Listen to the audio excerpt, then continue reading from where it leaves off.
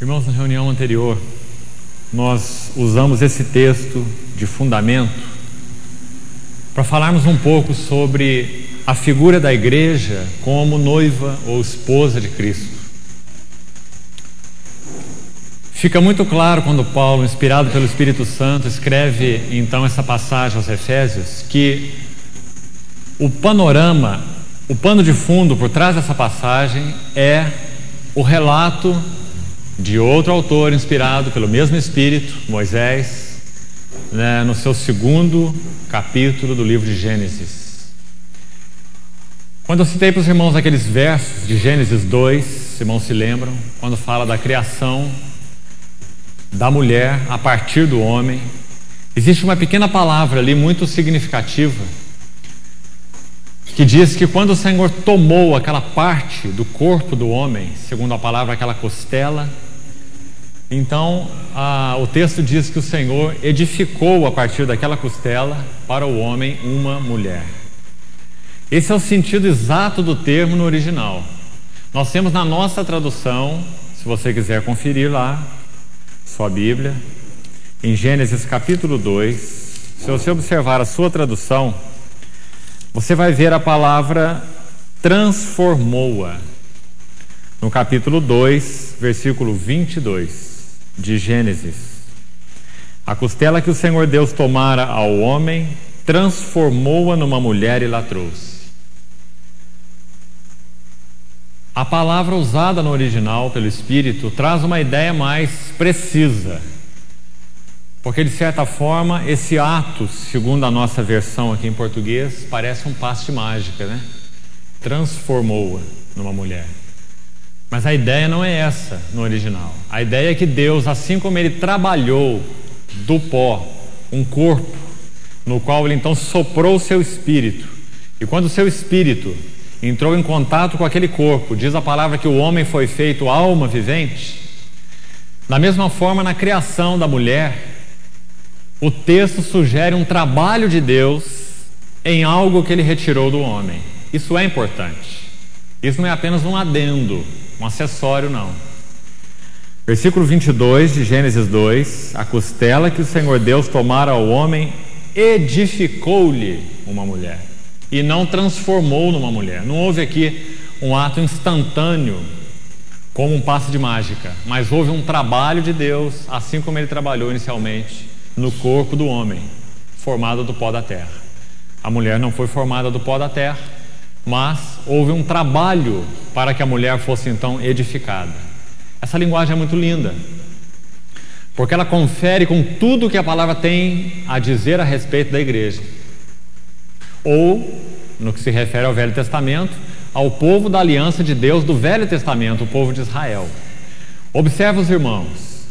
Quando o Senhor começou a tratar com Abraão, Ele chamou Abraão da terra da idolatria, da terra de Ur. Então, milagrosamente, pela ação de Deus, Abraão e Sara, eles geram então aquele filho, Isaac.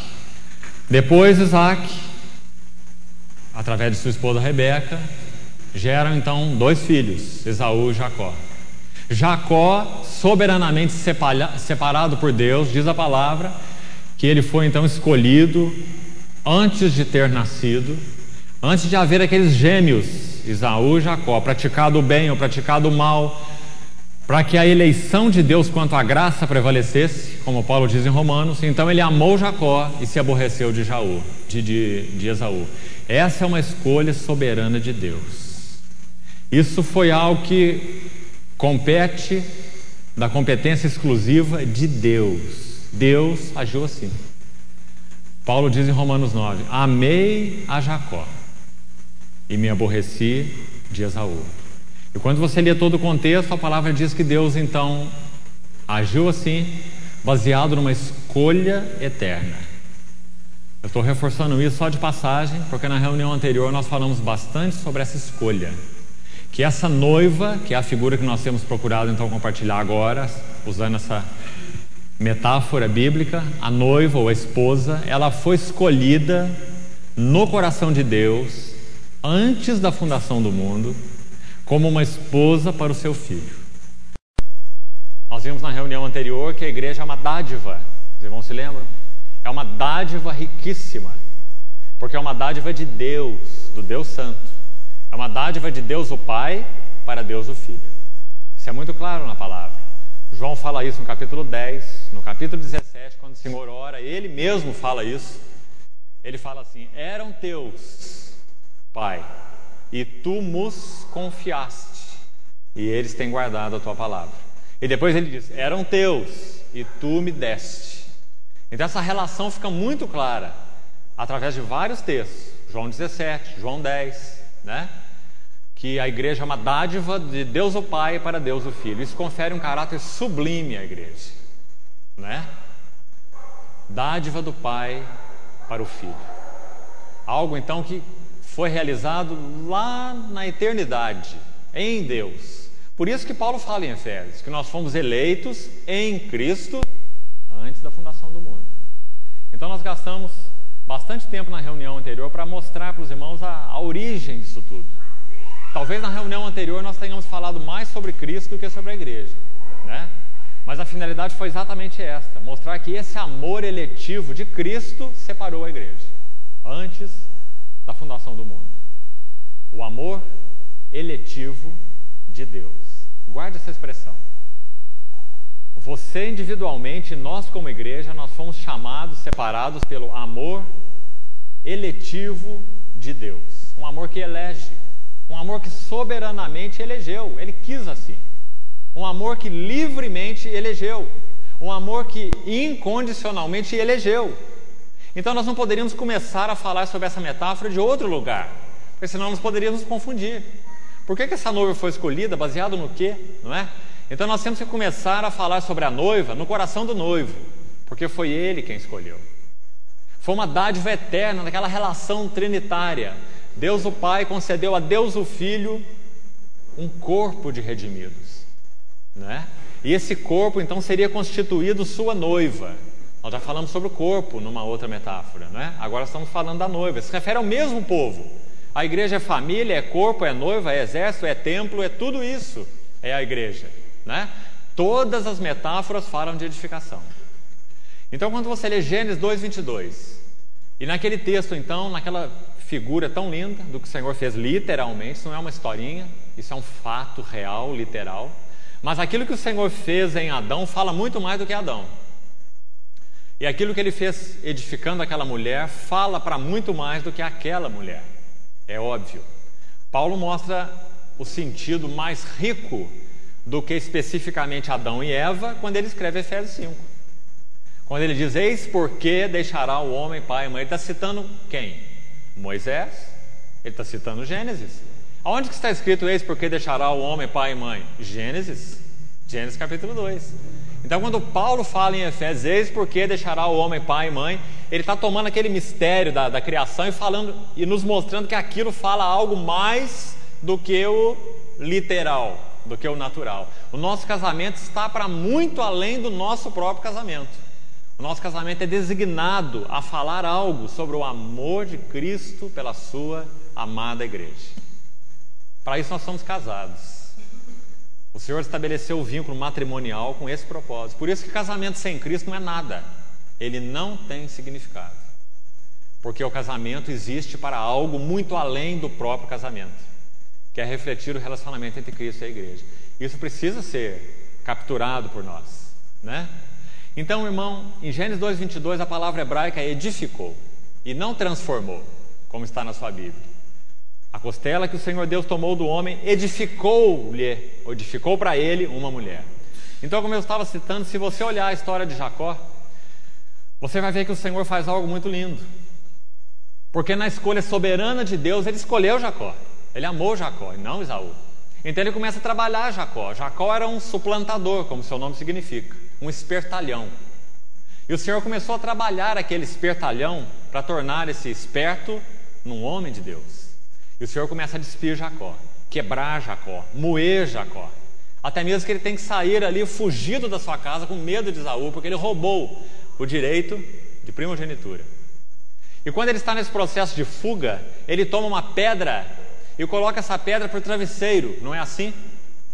Lá em Betel, Êxodo capítulo 28. Então ele dorme sobre aquela pedra, ele usa aquela pedra de travesseiro, ele tem um sonho.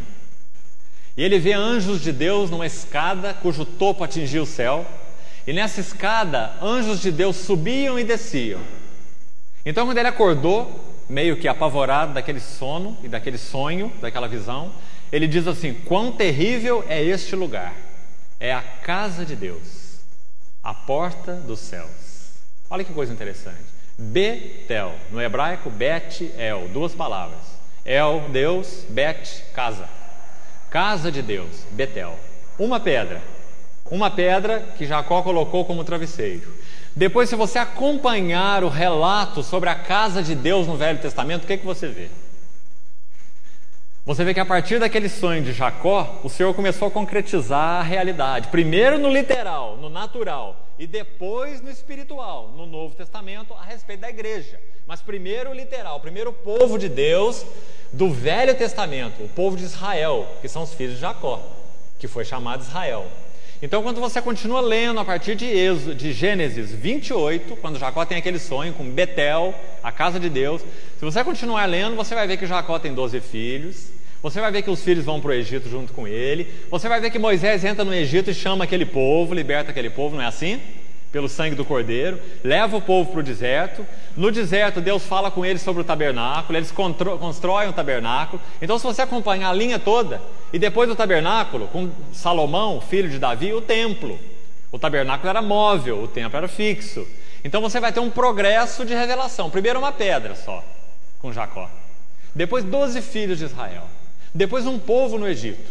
Depois um povo no deserto, o tabernáculo. Depois um povo em Jerusalém e o templo de Salomão. Você vê? Primeiro uma pedra com Jacó e depois um templo com Salomão. Então essa ideia de edificação, ela permeia toda a Bíblia, irmão. Edificação é uma palavra-chave da Bíblia, não é apenas do Novo Testamento. É uma palavra que vai de Gênesis a Apocalipse. Edificação. O propósito de Deus é edificação. Por isso você vê logo em Gênesis 2, tomou uma costela do homem e edificou uma mulher. É a palavra hebraica. E você vai ver edificação por toda a Bíblia. Aí você encerra o Velho Testamento. Depois nós entramos no Novo Testamento. O que você vê no Novo Testamento? Em primeiro lugar você vê uma pedra, como Jacó. Uma pedra. Quem é essa pedra? Cristo. Pedro diz que ele é a pedra angular, a pedra que os construtores rejeitaram. E depois daquela pedra que é Cristo, você vê mais 12. Não é assim? Assim como Jacó também gerou 12 filhos. Você vê o Senhor separando 12 apóstolos. Judas era um traidor, um filho do diabo. Mas depois que ele saiu do colégio apostólico, o Espírito Santo colocou um outro ali naquele colégio. Como nos diz Atos, capítulo 2. Então continuam as 12 pedras. Então assim como você vê Jacó e seus 12 filhos, você tem Cristo e seus 12 apóstolos. E a partir daqueles 12, você tem 120 lá no cenáculo, que esperaram a descida do Espírito Santo.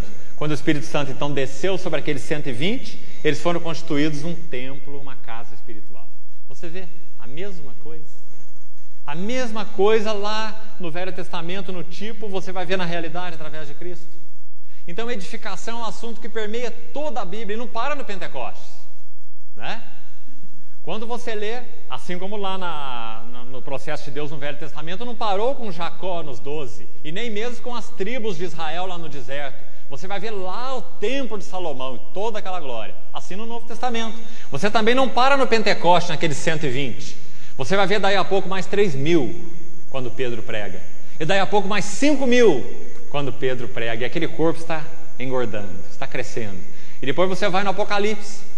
Quando o Senhor Jesus na sua vinda, quando Ele tiver consumado todo o propósito de Deus, reunido todos aqueles que andaram segundo a sua revelação e creram nele desde Adão.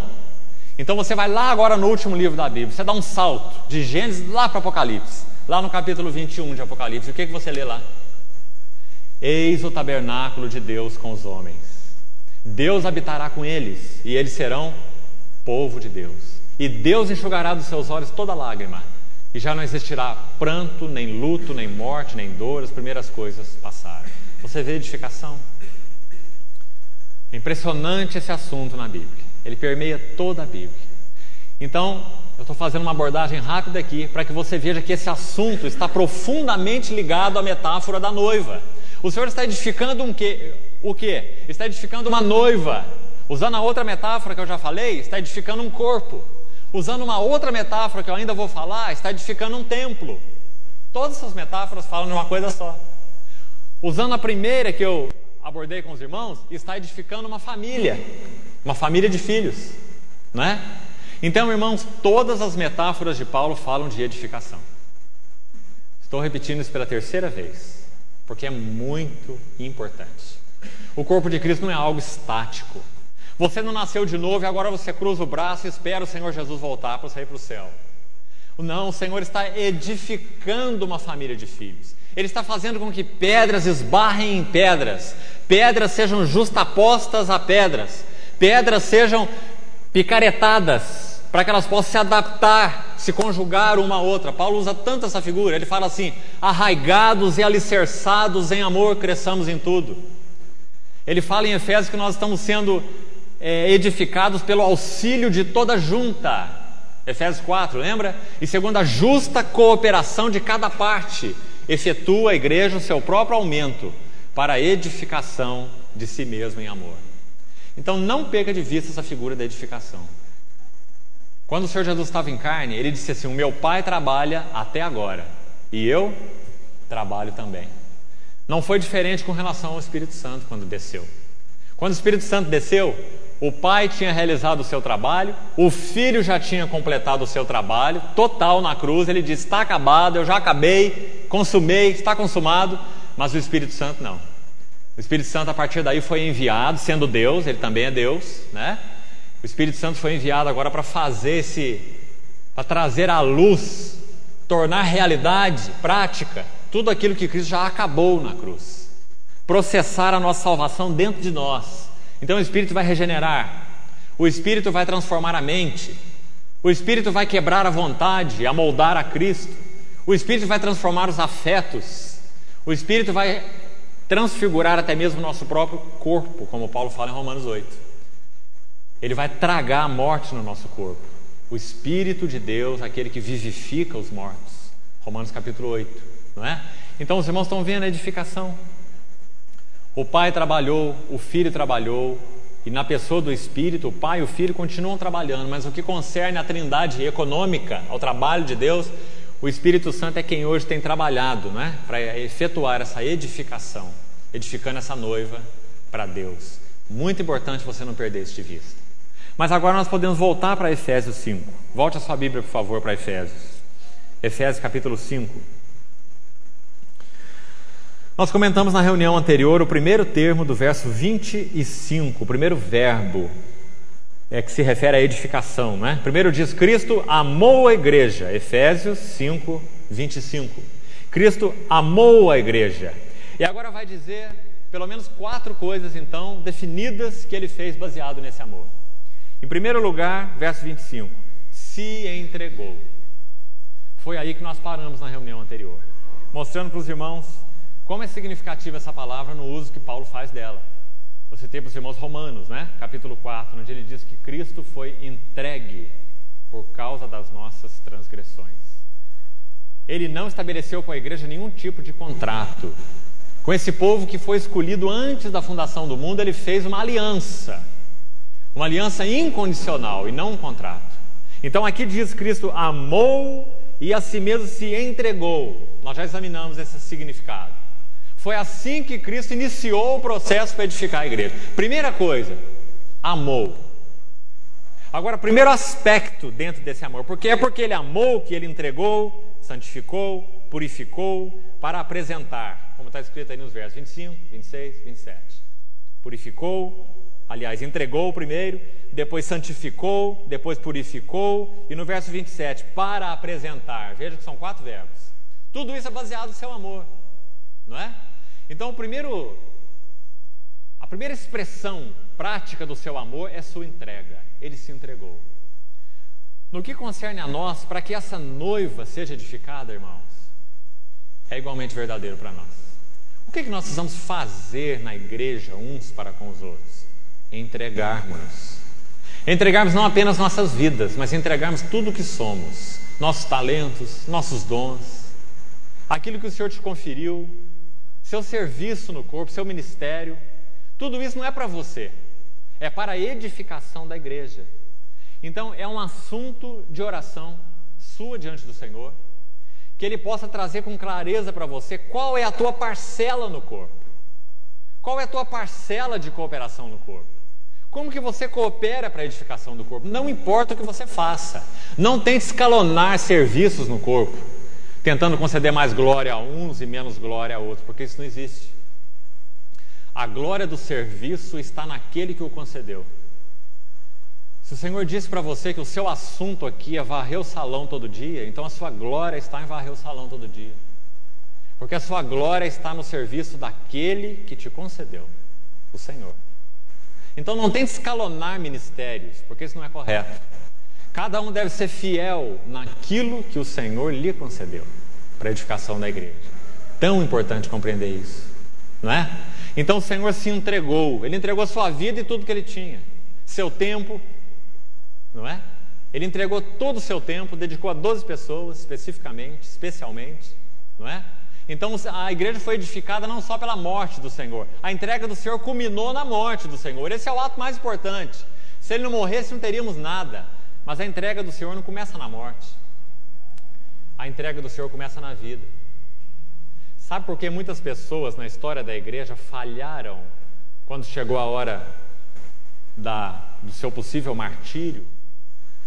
Negaram o nome de Cristo, assim como Pedro, porque falharam na entrega da vida.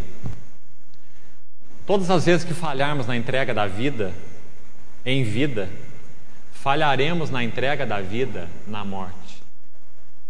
Primeiro nós precisamos ser um mártir vivo, para depois sermos um mártir na morte. Então a entrega do Senhor para a sua igreja culminou na cruz, mas não começou na cruz. O Senhor começou a se entregar aos seus discípulos desde o início do seu ministério, não é? Se entregou totalmente. Ele diz assim: o Filho do Homem não veio para ser servido, mas Ele veio para servir e dar a sua vida em resgate de muitos. Irmãos, veem, duas coisas e não uma só. O Filho do Homem veio para, em primeiro lugar, servir. Servir é prestar serviço. Em segundo lugar, dar a sua vida em resgate de muitos. São duas coisas, não são uma só, mas são uma continuidade. O Senhor entregou a sua vida em vida e entregou a sua vida na morte, não é? Então nós precisamos ver em primeiro lugar esse aspecto tão lindo da edificação dessa noiva. Como que tudo começou? O Senhor se entregou. Ele amou a igreja com amor ágape, incondicional, não dependeu de nós. No que concernia a nós, se Deus nos aspirasse, o nosso cheiro era muito ruim. Motivações impuras, pecados, amor ao mundo e muita coisa a mais, não é? Mas o Senhor pôde nos aspirar através do bom perfume de Cristo, como Paulo diz, porque Ele se entregou pela igreja. Ele cumpriu toda a justiça que era necessária para que nós fôssemos justificados. Você não processou a tua justificação, Ele processou, e você creu nele, não é? Então veja como é rica essa palavra entregou, no que concerne a edificação da noiva da igreja. Foi assim que Cristo fez. É assim que, por Ele e por Ele, significa nele, através dele, por meio dele, nós precisamos fazer para que a igreja seja edificada. Se você não tiver um coração de servo, entrega, incondicional, como eu tenho dito, não é avaliando de que maneira você pode receber a troca, mas é dando. Quer você seja entendido, quer você seja não entendido. Que o nosso coração possa ser afinado no serviço ao Senhor, para que saibamos servir de qualquer maneira, em qualquer situação, não é? Então essa entrega é o primeiro aspecto importante que eu coloquei para os irmãos. Eu queria voltar aqui em João 17, bem rapidamente. Eu li também alguns textos na reunião anterior, mas não concluí o que eu queria colocar para os irmãos, no capítulo 17 de João. Abra, por favor, sua Bíblia. Esse capítulo 17 de João, ele é extremamente rico. Ele é chamado de o Santo dos Santos da Bíblia, por alguns estudiosos. Tão rico ele é. Então, irmãos, no meio de tanta riqueza, eu queria que nós víssemos aqui como... Vamos ser bem aplicados agora aqui, bem práticos.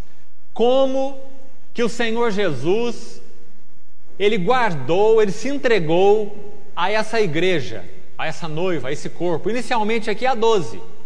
E como nós vimos lá no verso 20, quando ele ora ao Pai, não é? Não rogo somente por esses, mas também por aqueles que vierem a crer em mim. Isso incluiu todos nós. Todos aqueles que viriam a crer. E o Senhor não disse assim, todos aqueles que têm a possibilidade de crer ou não crer, não. O Senhor não está nessa hesitação, que é uma hesitação de tantos teólogos modernos. O Senhor não está hesitando em nada. Ele está orando como algo claro, definido. Ele disse assim, eu rogo por aqueles que vão crer. Como é que o Senhor pode afirmar isso? Se crer depende do homem, então ele não pode afirmar. Está certo? Está certo o raciocínio? Mas se crer não depende do homem, então ele pode afirmar. Ele pode afirmar no versículo 20 que ele não roga só por estes, mas também por aqueles que vierem a crer. Isso é algo afirmativo, não é hipótese, não é possibilidade, é afirmação. Aqueles que vierem a crer, eles vão crer, porque eles foram eleitos em Cristo antes da fundação do mundo. O Evangelho vai alcançá-los, né? Aqueles que vierem a crer em mim. E como que eles vão crer? Do nada? Não, por intermédio da sua palavra. Então a palavra tem que ser pregada, para que os eleitos possam ser chamados à fé. Está vendo a coerência das doutrinas bíblicas? Então quando você olha lá no verso 6, o Senhor fala assim, João 17:6, manifestei o teu nome. Eu queria que o irmão pensasse um pouquinho sobre isso. Como que o Senhor edifica a sua igreja? O que ele fez para guardar essa igreja? Para que aqueles 12 não se perdessem, com exceção de Judas, que era o filho da perdição. O que o Senhor fez para que eles não se perdessem? Queria que você guardasse essa expressão. Manifestei o teu nome. Irmão, sabe por quê? Sabe qual a causa da fraqueza da igreja nos nossos dias? As pessoas estão ocupadas com outras coisas, mas não com o caráter de Deus. O Deus da Bíblia. Não é o Deus da imaginação do pregador, né? Não é o Deus do favoritismo de cada um, mas o Deus da Bíblia, que é o único Deus. O Deus que se auto-revelou na Bíblia, porque senão ninguém o conheceria. Esse Deus, o nome deste Deus é a única coisa capaz de guardar a igreja e de edificar a igreja como uma noiva para Cristo. Você vê a importância disso? Você vê o que Jesus está dizendo? Quando ele falou, irmãos, quem era o Senhor Jesus? Ele era apenas um homem? Não, ele era Deus. E o que você acha quando esse Deus, sendo Deus, o Filho, ele diz assim, eu manifestei o teu nome aos homens que me deste do mundo. Será que ele, como Deus, não era suficiente para guardar aqueles 11? Será que ele não era suficiente? É claro que ele era suficiente. Mas o propósito do Filho, na pessoa do Filho, no caráter do Filho, nós temos então a revelação do Pai. Eu e o Pai somos um. Então quando ele diz, eu manifestei o teu nome aos homens, ele está dizendo que no caráter dele, na pessoa dele, a natureza do Pai é vista. Hebreus diz assim que ele é a imagem do Deus invisível. Paulo diz em Colossenses, o autor de Hebreus diz a mesma coisa paralela. Ele é o resplendor da glória e a expressão exata do seu ser. Então o que o Senhor Jesus fez? Manifestou o nome do Pai àqueles que foram dados a ele. Por que eles foram guardados? Porque o nome do Pai foi manifestado a eles. Os irmãos estão vendo? Com o que a igreja tem que gastar tempo? Com o nome de Deus. Isso significa o caráter de Deus, o ser de Deus, a pessoa de Deus. Irmão, isso é coisa que você não escuta nos púlpitos atuais. Você escuta muito sobre bênção, muito sobre cura, muito sobre prosperidade, muito sobre tudo. Mas você não escuta quase nada sobre o nome de Deus, o Deus da Bíblia, os atributos de Deus, a natureza de Deus, o caráter essencial de Deus. Isso não é pregado mais, isso fugiu dos púlpitos modernos, não é? Por isso a igreja é tão fraca. A igreja tem uma concepção de Deus que é um Deus utilitário. É um Deus utilitário, não é? Um Deus que se deixa usar pelo homem, para que o homem alcance alguma coisa, não é? Enquanto o nome de Deus não for resgatado nos púlpitos modernos, não há edificação da igreja. Há um bando de crianças alucinadas, correndo de um lado para cá. Como eu disse algumas vezes, cada uma balançando o seu chocalho e disputando com o neném do lado qual chocalhinho que é mais bonito. Mas os dois estão envolvidos com brincadeiras teológicas. Cada um tem as suas preferências, não é? Mas são as chupetinhas teológicas. Enquanto o nome de Deus, o caráter de Deus não reocupar os púlpitos modernos, como aconteceu em todos os avivamentos da história da igreja, aconteceu lá no retorno do cativeiro da Babilônia, lá com Esdras, lá com Neemias, foi isso que aconteceu. A palavra foi aberta de novo e pregada, e de todos os avivamentos da história da igreja a mesma coisa. Puritano, reforma, avivamento morávio, aonde você quiser olhar, você vai ver a mesma coisa. A palavra recuperada e pregada. O nome de Deus de novo aclarado aos santos. E o povo de Deus adorando, porque estava conhecendo a Deus. Isso é igreja. Isso é a noiva sendo edificada. Manifestei o teu nome aos homens que me deste. Olha que frase maravilhosa. Qual é a tua incumbência número 1 como filho de Deus? Não importa qual ministério você tenha, qual talento, qual dom o Senhor tenha te dado, não importa. A sua incumbência chave como filho de Deus é manifestar o nome de Deus. Para o seu marido, para a sua esposa, para o seu filho, para o seu vizinho, para o seu irmão, para o incrédulo, para o companheiro de trabalho, na escola onde você estuda, não é? Manifestei o teu nome. A única coisa capaz de edificar a igreja é a manifestação do nome de Deus. Queria que você percebesse isso, irmão. Olha ainda nesse capítulo mesmo de João. Olha o verso 9.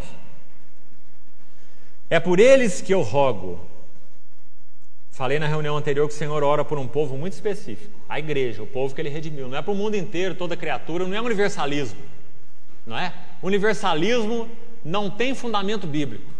Cristo morreu pela igreja, um povo específico, e é por esses que Ele intercede. Como Ele deixou muito claro aqui na sua oração, e o autor de Hebreus também é muito claro sobre isso. Eu já falei sobre esse assunto. Versículo 9, é por eles que eu rogo, não rogo pelo mundo, mas por aqueles que me deste do mundo. Então eu queria que você visse no verso 6, me deste. No verso 9, me deste. Está vendo? 2 vezes. E você vai encontrar mais referências nessa oração. Então você vê que a igreja, essa noiva, é uma dádiva do Pai para o Filho. É aí que tudo começa. Agora, irmão, no que concerne ao versículo 6 que eu coloquei aqui, manifestei o teu nome aos homens. Olha no versículo 6 mesmo, no finalzinho. Eram teus, tu nos confiaste. Agora olha essa expressão final. E eles têm feito o quê? Guardado a tua palavra. Olha no verso 17. O que está escrito aí? Santifica-os na verdade. A tua palavra é a verdade. Os irmãos estão vendo? A única forma da igreja ser edificada como noiva, trazida nos seus afetos ao Senhor, nos seus interesses ao Senhor, na sua vontade ao Senhor, na sua mente ao Senhor, só uma maneira. A palavra de Deus, a manifestação do nome de Deus, que é exatamente a mesma coisa, né? As minhas palavras, o Senhor Jesus diz, são espírito e são vida. Então a palavra do Senhor e o Senhor são a mesma coisa. Então manifestar o nome do Senhor, manifestar a palavra do Senhor é a mesma coisa. Deus se revela pela sua palavra. A igreja só pode ser edificada como noiva quando esse povo estiver centrado na palavra. Se nós falamos já da centralidade de Cristo, já falei tanto. Se eu tenho falado agora nesse 7º alicerce da revelação de Deus, da centralidade da igreja, deixa eu colocar mais uma centralidade agora aqui, para completar essa tríade. A centralidade da palavra. Irmão, se a igreja ela não compreende essas 3 centralidades, ela está completamente perdida. Se ela não tem a centralidade de Cristo em primeiro lugar, ela está embaraçada. Se ela não vê a centralidade da igreja no propósito de Deus, ela também está embaraçada. Porque ela como igreja vai viver para alguma outra coisa que não para ela mesma. E ela como igreja deve viver em primeiro lugar para a sua própria edificação e em segundo lugar para alcançar aqueles que estão no mundo, não é? Então a centralidade da igreja no propósito de Deus. E terceiro, a centralidade da palavra. A igreja se reúne, a igreja vive. Eu não gosto dessa palavra, se reúne na maioria das vezes, porque reunião é só uma pequena faceta do que é o corpo de Cristo. Às vezes nós achamos que reunião é tudo. Reunião é uma pequena parte, importantíssima, mas é uma pequena parte. O corpo de Deus vive muito mais do que se reunir. Ele vive em torno da palavra. Sua casa tem que viver em torno da palavra. Você precisa orientar seus filhos em torno da palavra. Você precisa apacentar a tua esposa com a palavra. Você precisa aconselhar, ajudar, exortar um irmão com a palavra. Do contrário, você vai só ministrar conselhos. Isso não vai ajudar. Quase nada. Então a centralidade da palavra é um assunto claro em João 17. Você vê? Versículo 6. Eles têm guardado a tua palavra. Olha o verso 8. Eu lhes tenho transmitido as palavras que me deste e eles as receberam. Verso 8. Olha aí. Olha versículo 14. Eu lhes tenho dado o quê? A tua palavra. Os irmãos estão vendo? Era tudo que o Senhor tinha para dar para eles. As palavras que eu vos tenho dito são espírito e são vida. A centralidade da palavra. Não é? Verso 17 que eu já citei. Santifica-os na verdade, a tua palavra é a verdade. Versículo 20. Não rogo somente por esse, mas por aqueles que vierem a crer em mim por intermédio da sua palavra. Quantas vezes, né? A palavra, a palavra, a palavra, a palavra. A oração do Senhor. A centralidade da palavra.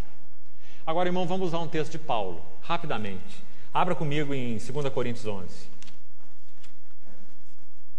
2 Coríntios capítulo 11.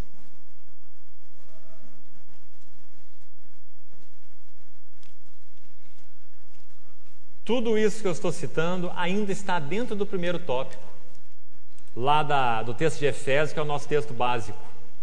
Cristo se entregou pela igreja. Cristo se entregou. Se entregou não só na morte, mas se entregou na vida. Como que ele se entregou na vida? Acima de tudo, em primeiro lugar, manifestando para aqueles discípulos a palavra. Em outras palavras, o nome de Deus. A mesma coisa. O caráter de Deus, a pessoa de Deus, a palavra de Deus. A mesma coisa. Tá certo? Olha lá em 2 Coríntios 11, vamos ver o que Paulo fala para essa igreja dos Coríntios. Quisera eu que me suportasseis um pouco mais na minha loucura. Suportai-me, pois. Agora olha o verso 2. Eu zelo, ou literalmente eu tenho ciúmes. Eu tenho ciúmes de vós, com ciúme de Deus. Visto que vos tenho preparado para vos apresentar, a mesma palavra que está lá em Efésios, para apresentar a si mesmo uma igreja gloriosa, sem mácula, nem ruga, nem mancha, porém santo, sem defeito. Apresentar, a mesma palavra. Para vos apresentar como o quê? Virgem pura. Essa metáfora que nós estamos estudando aqui. Noiva. Terceira metáfora. Noiva. Virgem pura. Irmão, mas tem muita coisa nesse texto. Vamos com cuidado aqui. Uma virgem pura para um só esposo, que é Cristo. Então essa é a terceira metáfora da igreja. A igreja é noiva, esposa de um só noivo, Cristo. Vamos seguir. Verso 3 e 4 eu queria enfatizar aqui a importância deles para os irmãos dentro do enfoque da oração do Senhor em João 17. A preocupação do Senhor em João 17 é a mesma de Paulo aqui, aos Coríntios. Procure ver a relação. O que o Senhor preocupava lá em João 17? Pelo fato de eles serem guardados com a palavra. Pelo fato de que eles receberam o nome de Deus através da palavra e guardaram e receberam. Paulo diz assim no verso 3: eu receio que assim como a serpente enganou a Eva com a sua astúcia, assim também sejam corrompidas as vossas mentes e se apartem da simplicidade e pureza devidas a Cristo. Versículo 3. Eu falei na reunião anterior que a gente ia ver alguns perigos, né, ligados a essa metáfora noiva. E aqui então eu já queria mostrar o primeiro perigo para os irmãos. Quando nós não temos adequadamente na nossa visão a centralidade de Cristo, nosso noivo, a pessoa e obra de Cristo, a centralidade da igreja dentro do propósito de Deus, como eu já tenho falado, e a centralidade da palavra, irmãos, nós estamos completamente desarmados, vulneráveis a todo tipo de engano. Se você passar a sua vista assim, olha, no cristianismo em geral, onde você quiser olhar, na face da terra, irmão, você vai ver quanto engano. Ainda hoje, no meio do povo de Deus, continua graçando a teologia liberal, não é? Que diz que a palavra de Deus não é totalmente inspirada, que diz que Jesus foi uma figura ética, moral. Tudo que ele fez foi um exemplo, e nós podemos, através do poder daquele exemplo, ser reconciliados com Deus, pelo poder do exemplo moral de Cristo. Ou seja, você que se reconcilia. Ele deu o exemplo moral, poderoso, não é? Então, todas as vezes, irmãos, que a palavra é perdida na sua genuinidade, tudo é perdido. Tudo é perdido. Nas palavras de Paulo, duas coisas aí, olha. Duas coisas tão importantes no viver da igreja, que marcam mesmo que a igreja é como noiva. Imagine uma noiva sem simplicidade. Imagine uma noiva sem pureza. Não é noiva. Simplicidade, irmão, significa aqui, nesse texto, como na maioria dos lugares onde ela aparece na Bíblia, não falta de alguma coisa. Não é ser privado de alguma coisa. Normalmente a gente usa a palavra assim. Quando você diz assim, fulano de tal é muito simples. Na verdade, o que na maioria das vezes você quer dizer é que ele é pobre. É que ele não tem quase nenhum recurso deste mundo. Então usa a palavra pobre, porque as palavras têm valor pelo que são. Simples não significa pobre. Simples significa alguém focado em uma única coisa. Isso é ser simples. Ser simples é o contrário de ser dúplice. O Senhor Jesus, no Sermão do Monte, ele diz assim: se os teus olhos forem bons, tradução literal de Mateus 6, se os teus olhos forem simples, todo o teu corpo será luminoso. Simplicidade é desejar uma só coisa. Duplicidade é ter muitos desejos, muitas ambições. Simplicidade é liberdade. Duplicidade é escravidão. Simplicidade é luz. Duplicidade são trevas. Por isso que o Senhor falou, não podeis servir a Deus e as riquezas, dentro do mesmo contexto. Se os teus olhos forem bons, ou simples, todo o teu corpo será luminoso. Não podeis servir a Deus e as riquezas. Você vê a clareza? Então, quando a igreja perde a simplicidade, ela perde Cristo. Ela tem desejado outros noivos, entre aspas, que não são Cristo. Quem sabe riqueza, quem sabe prosperidade, quem sabe saúde. Você pode colocar muita coisa boa no lugar de Cristo. Muita coisa boa, mas que não são Cristo. Sabe qual a melhor maneira de nós perdermos o melhor? É através do bom.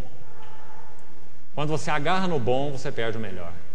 E o melhor é Cristo. Então, quando a igreja perde a centralidade de Cristo, ela perde a simplicidade. Não podíamos deixar de tocar nesse ponto dentro da figura da noiva. Uma noiva sem simplicidade, ela não é uma noiva, ela é uma adúltera, porque ela tem um coração dividido entre muitos focos. Você vê o que Paulo quis dizer?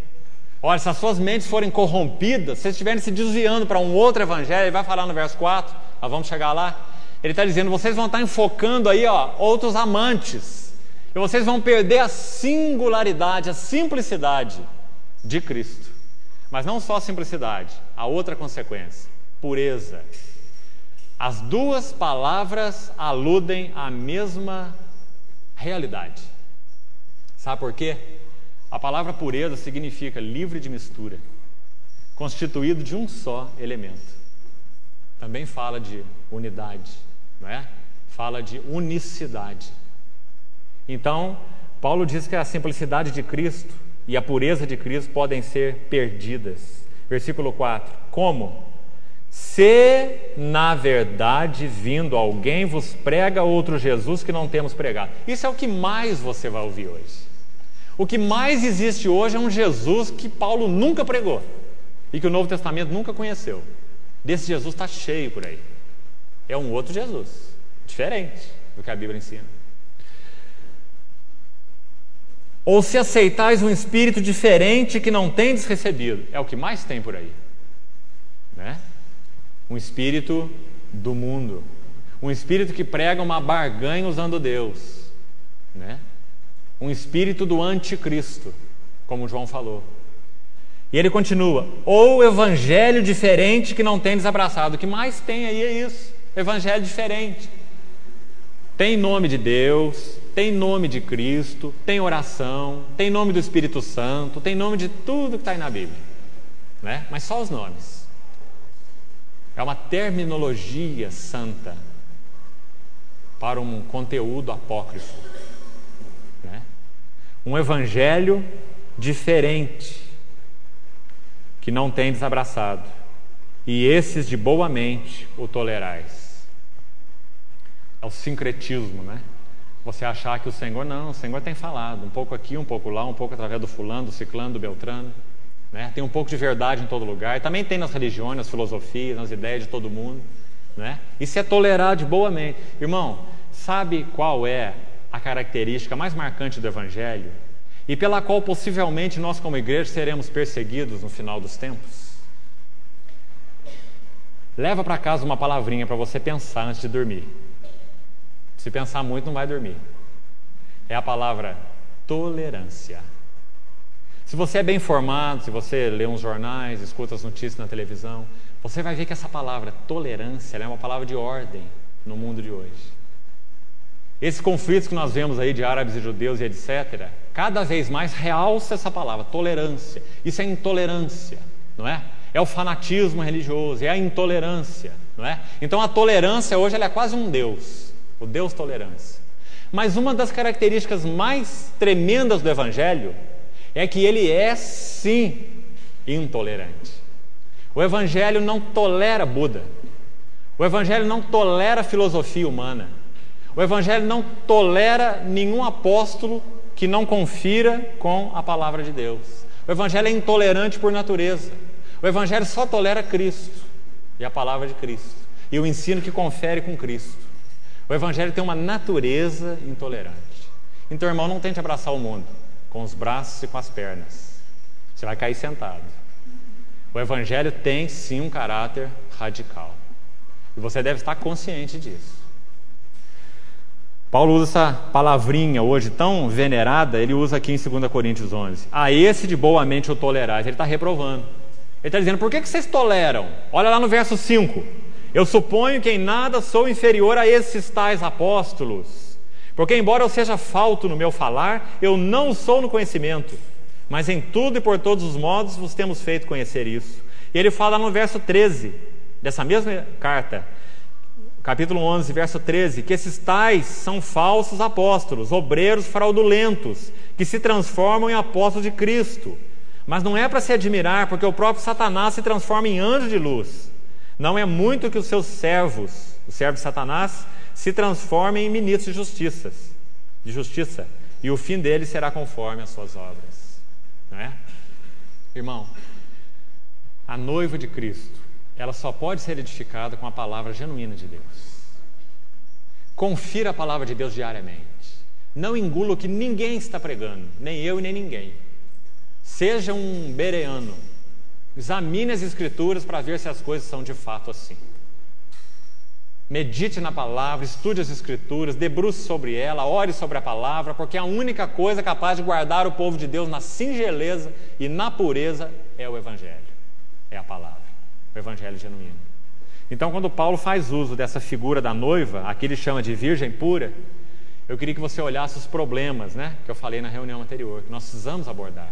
Se nós, como eu disse, estamos vendo que o Senhor está edificando uma noiva para o seu filho, nós temos uma responsabilidade dupla, de nos conservarmos singelos, simples e puros. Não abrace nada que não esteja conferindo com a palavra. Julgue todas as coisas, como diz a Bíblia, e retenha o que é bom. Porque a igreja só pode ser guardada pelo genuíno Evangelho. Mas nós temos sofrido uma avalanche aí, né, hoje no cristianismo, de pregações de outro Evangelho, de outro Jesus e de outro Espírito, como diz esse texto. E tolerado tudo isso, não é? Porque a tolerância tem sido um Deus nesse século, não é? Tem sido um Deus. Você hoje citar erros, citar problemas, e às vezes quando é necessário citar nome de quem prega os erros, você já se tornou um marcado, né? Um intolerante. Alguém que acha que é dono da verdade, como muitos dizem, né? Mas não se preocupe com isso, porque uma das características mais singulares do Evangelho é que ele é intolerante mesmo. Intolerante com tudo que não confere a ele, com todos que não conferem com ele, né? No que concerne à pregação, ao anúncio. Vamos terminar esse assunto hoje, a gente tem 10 minutos só. Eu vou praticamente só citar para os irmãos, que eu não queria deixar o assunto pendente nesse ponto mais uma vez.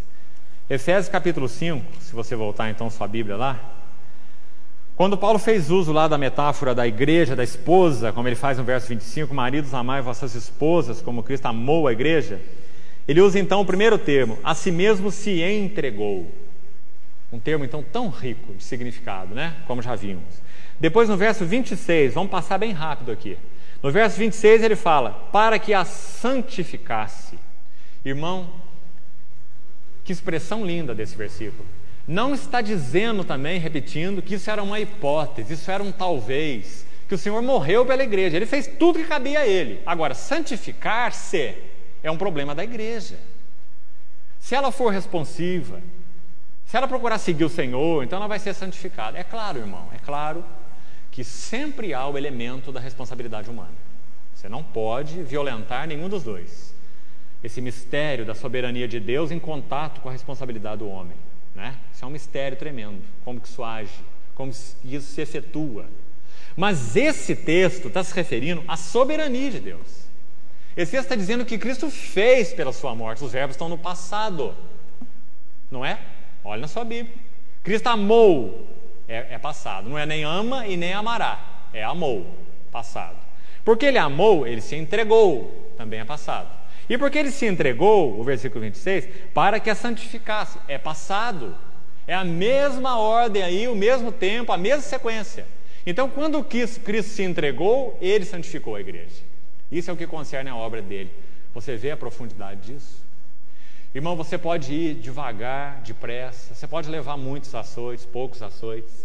Seu caminho pode ser dificultoso, você pode ter que levar muita bordoada, muita cabeçada, não é?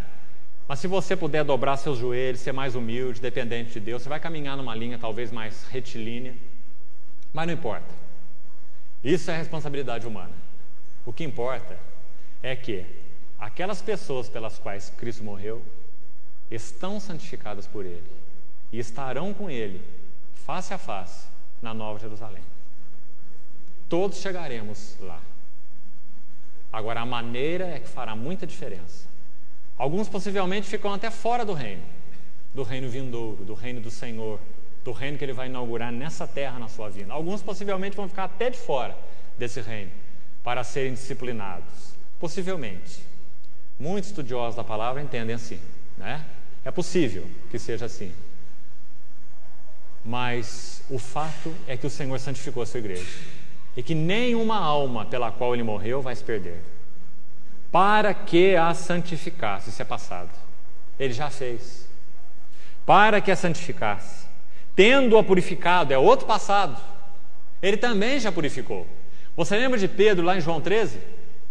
Você lembra de Pedro quando o Senhor queria lavar os pés dele, ele não deixou, depois o Senhor falou, Pedro, se eu não lavar os teus pés, você não terá parte comigo, ou você não tem parte comigo. Então Pedro queria mergulhar naquela bacia.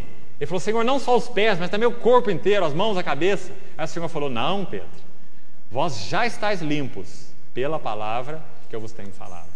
Está vendo? Tendo-a purificado por meio da lavagem de água pela palavra. Nesse sentido, no que concerne a obra de Cristo, você já foi purificado. A palavra de Deus já regenerou o teu espírito morto.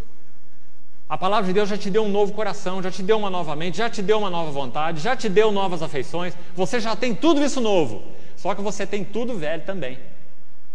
Então na sua vida as duas coisas vão ficar conflitando. A mente do velho Adão e a mente de Cristo. A vontade do velho e egocêntrico Adão e a vontade de Cristo, do novo homem. As emoções, os desejos do velho Adão e os desejos de Cristo, não é? Porque o cristão tem duas naturezas, o ímpio tem uma só, não é?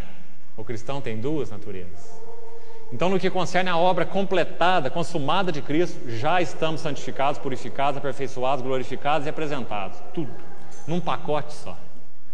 O Senhor não fez uma salvação à prestação, Ele fez uma salvação num pacote só. É o que está dizendo esse texto. Lindo texto, né? Tendo-a purificado por meio da lavagem de água pela palavra. E o verso 27 apresenta um futuro aqui. Porque no que concerne à plenitude da nossa salvação, isso aqui não aconteceu ainda. Porque o nosso corpo é um corpo de velho homem. Um corpo que está indo para o túmulo. E é para lá que ele vai, a não ser que o Senhor Jesus volte antes. Então o termo aqui está no futuro por isso. Ele vai apresentar essa igreja a si mesmo gloriosa. Ele já consumou tudo. Paulo, quando ele escreve aos Romanos, ele usa até mesmo essa verdade no passado. Quando ele fala que Cristo aqueles que o Pai predestinou, a esses ele chamou, passado. Aos que chamou, ele já justificou, também no passado. E aos que justificou, a esses o quê? Glorificou, também no passado. Você está glorificado? O que você acha quando você olha para você? Claro que você não está, nem eu. Mas no que concerne a obra consumada de Cristo, você sim já está. Isso vai ser apenas evidenciado em você. Você vê o poder disso, irmão? Você não vai conseguir colocar essa obra abaixo. Não vai. Porque não foi você quem iniciou. Aquele que iniciou vai completá-la até o dia de Cristo Jesus. Foi isso que Paulo falou para os Filipenses, lembra? Para apresentar a si mesmo igreja gloriosa. Não tem talvez, não tem senão. É para apresentar. Igreja gloriosa. Essa é a noiva. Sem mácula, nem ruga, nem coisa semelhante, porém santa e sem defeito. Eu vou terminar agora, esses 3 minutinhos aí que estão faltando, com Efésios mesmo. Volte sua Bíblia para trás bem rápido. Efésios capítulo 1, verso 23.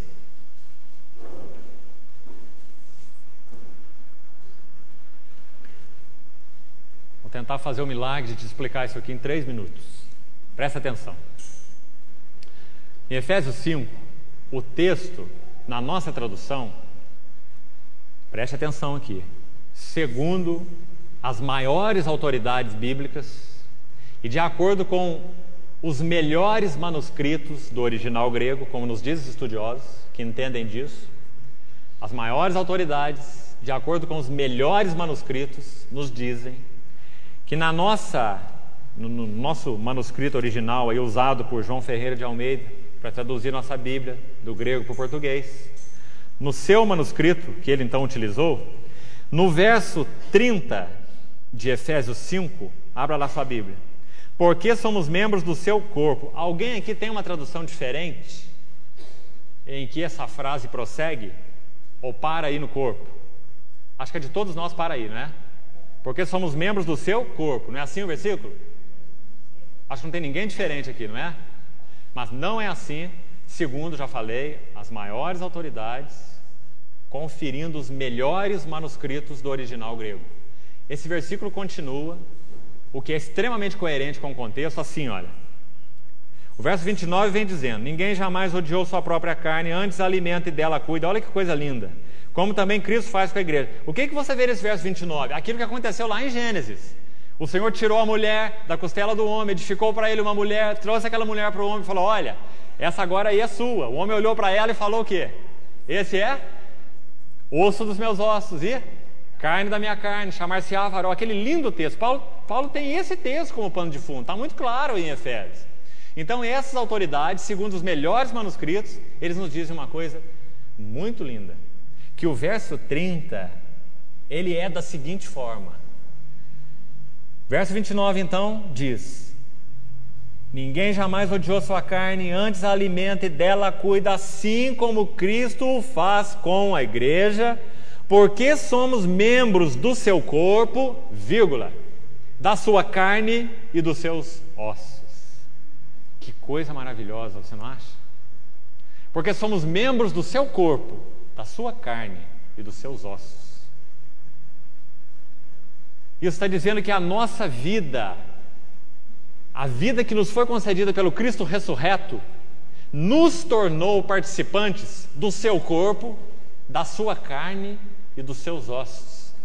Irmão, não tem como explicar isso naturalmente, não. Nem que a expressão parasse aqui onde está, porque somos membros do seu corpo. Ela é tremenda demais.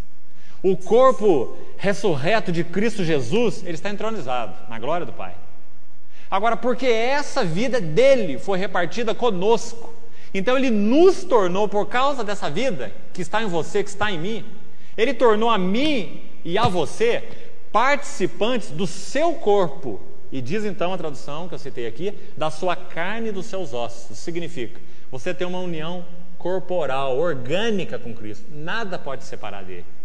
Assim como aquela mulher que estava do lado do homem, não era o homem. Era o homem?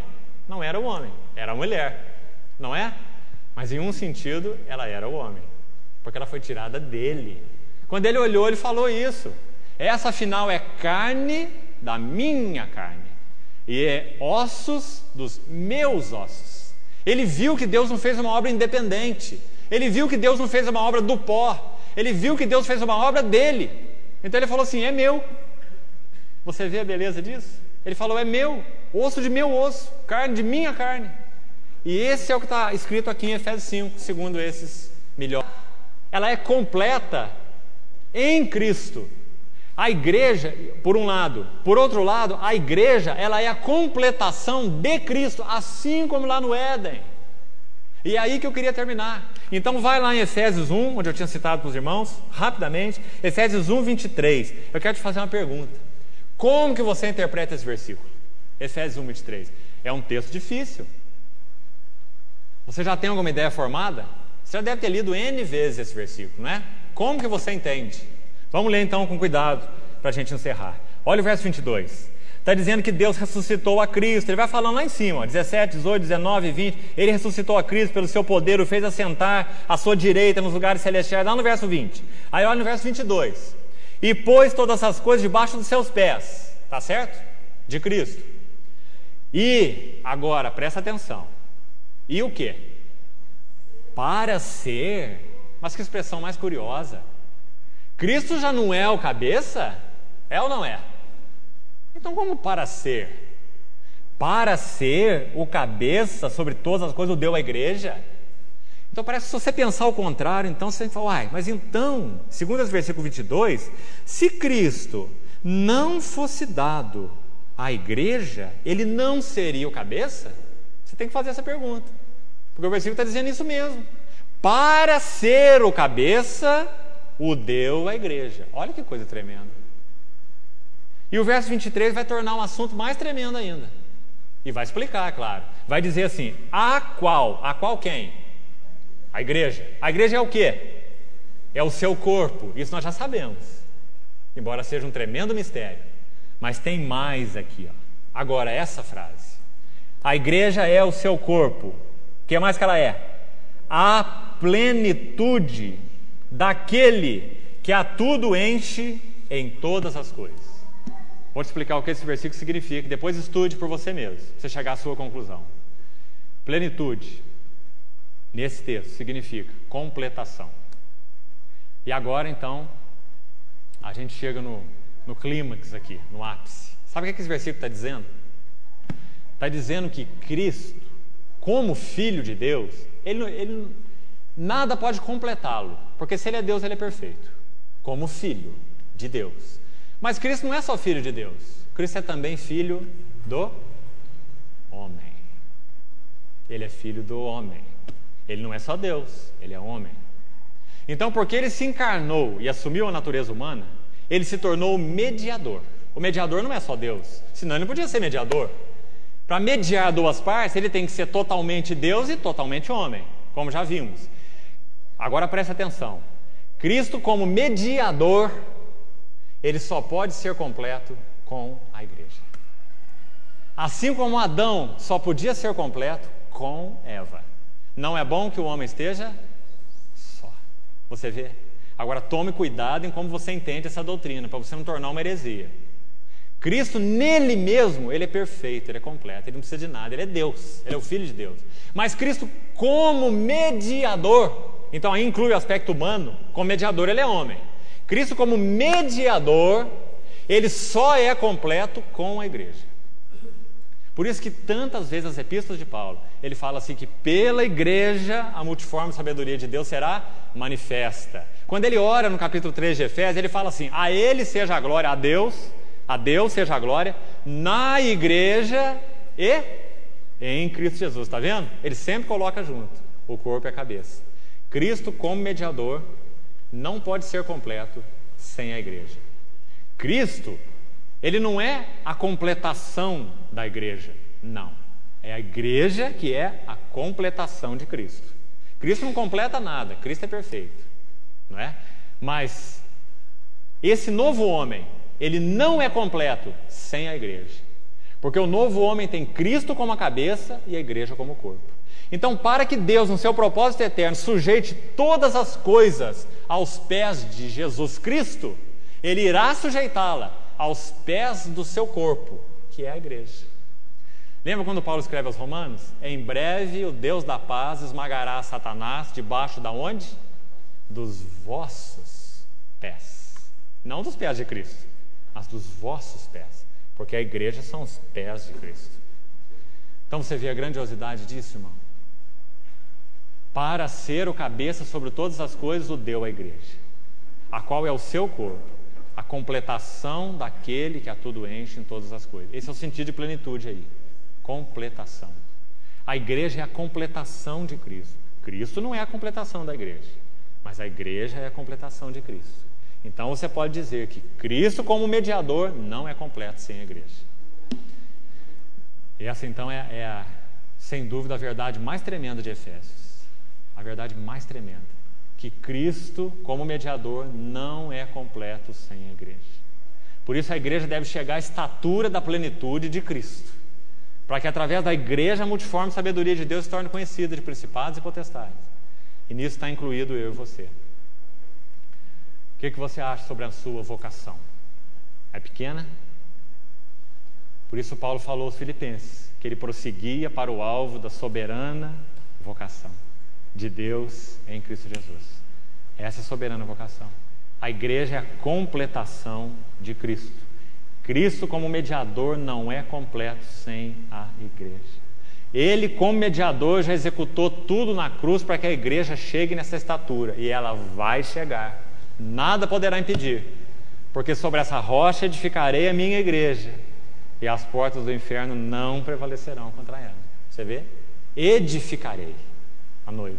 Irmão, quando você compreende pelo Espírito de Deus essa visão, você tem uma visão que governa o seu entendimento de todo o Novo Testamento. Você não se perde mais. Você tem uma visão regente, que vai te governando em tudo que você lê, em tudo que você ouve, em tudo que você escuta de qualquer pregador, em qualquer livro que você lê, você vai saber se aquilo confere ou não confere com a visão celestial, né? Por isso é tão importante a gente estudar essas metáforas e compreender, porque a igreja é central no propósito de Deus, assim como Cristo é central. Amém. Vamos orar. Pai, obrigado porque o Senhor nos chamou com uma vocação tão suprema, tão elevada. Nosso problema é a nossa pequena compreensão sobre a grandiosidade de tudo isso, Senhor. Nós precisamos pedir mais uma vez que o Teu Espírito possa nos assistir em nossa fraqueza e possa nos revelar com mais profundidade e clareza e com um poder mais conquistador sobre as nossas vidas essa realidade profunda do mistério de Cristo e da igreja. Nós queremos compreender, Senhor, com mais clareza, que nós não somos um povo com uma ideia filosófica no meio de tantas ideias, mas que nós somos a igreja, o corpo singular de Cristo. Que o Senhor possa nos conceder, Senhor, que as escamas de nossos olhos do Espírito caiam realmente e nós possamos ver toda essa grandiosidade da nossa salvação e da nossa vocação em Cristo Jesus. Pedimos que o Senhor nos amarre, Senhor, a essa visão, para que nós, como Paulo, não sejamos desobedientes à visão celestial. No nosso pregar, no nosso falar, no nosso testemunhar, que o Senhor possa selar os nossos corações e ganhar os nossos corações com a visão de Cristo e da igreja. Te pedimos, Pai, em nome de Jesus. Amém.